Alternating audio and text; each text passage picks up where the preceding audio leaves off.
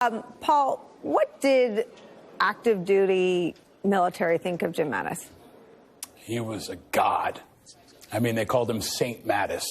There were shrines to Mattis in Marine Corps barracks all around the world. And he was held up, as our generation's Patton in many ways, in part because he embodied the ethos and the values of the military: loyalty, duty, respect, selfless service, honor, integrity, personal courage. We all know them. And Mattis embodied all that. What you saw today is someone who violates all those values. And I think what you saw today is the first major battle in Trump's culture war. And that's a culture war. We've talked about it over the last couple of months. Pete Hegseth is an effective culture warrior, and he brought that war to this confirmation hearing today. We didn't talk about Iran or about nuke policy or about, carrier strike groups. We talked about whether or not he can be trusted to get drunk on the job or not, and whether or not he lied to his family and potentially to Trump.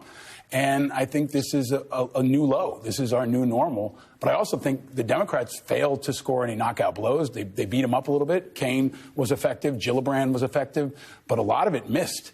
And right now, Hegseth is in good standing. But we've got a couple days left. And I think in 2025, we have to be ready for anything to come out, because the FBI report was not comprehensive. Didn't talk to his two ex-wives, didn't talk to his accuser. And I think now comes that moment where there's kind of a race between the vote and whether or not anything else or anyone else will come out. Is it sustainable, though, to have only one party care? No. No. And this is the most important position, in my view, in the cabinet. And that's why Trump is leading with it. He knows that if he can take the Pentagon and he can shift culture there and he can block the guardrails and put his loyalists in, then everything else becomes easy. So it's obviously a defining point for the Republicans and for the Democrats. But I think for kind of 2 years, we've been holding our breath on both of them, and both of them have failed. So this is a true crisis for our democracy and most urgently for our national security. I mean, because I take your point about the performance of the Democrats today, but our system isn't set up for only the Democratic Party to care about who leads the United States military. I agree. But who are we holding out hope for here? I mean, Markwayne Mullen's not going to be the guy. Tom Cotton's not going to be the person. I do think that there's still a chance that Joni Ernst and Murkowski and Collins are keeping their powder dry. They're waiting to see if someone will come forward, if someone will come out publicly. I almost thought Kaine was going to present something after that. It felt like he was leading up to something new, but they don't have anything new. But I do think that Hegseth was also in part chosen to set the tone. Trump wants to show that he's going to try to run the table. He's going to push the Democrats. He's going to own the narrative. And on this battle, at least, I think the Democrats have lost. Paul, let me come back to you on this idea of Trump's attraction to people who are more loyal to him than the Constitution, and those people's then debt of gratitude to him as a result. This is how you run the game.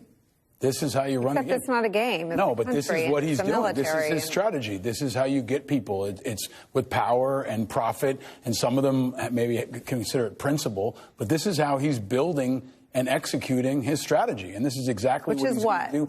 He's going to have people who are loyal to him over the Constitution, like to do whatever he wants. And right now, that's a culture war that's going to remove, women from combat roles and kick trans people out of the military and bust up the swamp and all the other things we hear about all the time. But it's rolling. And I think the question now for the Democrats and for all Americans is, OK, here's another report.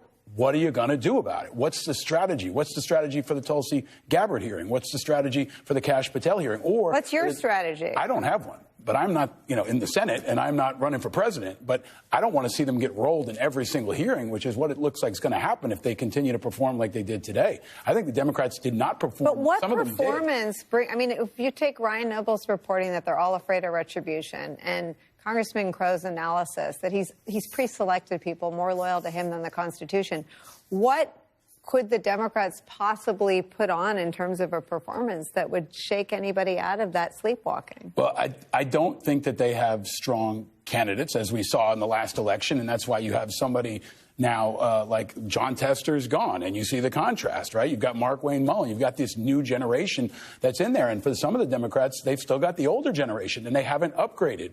And I think they miss an opportunity with somebody like Ruben Gallego, who could be on that committee instead of Angus King, right? And you've got other people that just aren't scoring blows on people like Hegseth. So Hegseth was built for this moment. He is a culture warrior. He's detestable. He's slimy. He's sneaky, but he's good at it. And the Democrats are going to have to find some people who are also good at it to combat him. Otherwise, they're just going to continue to get rolled.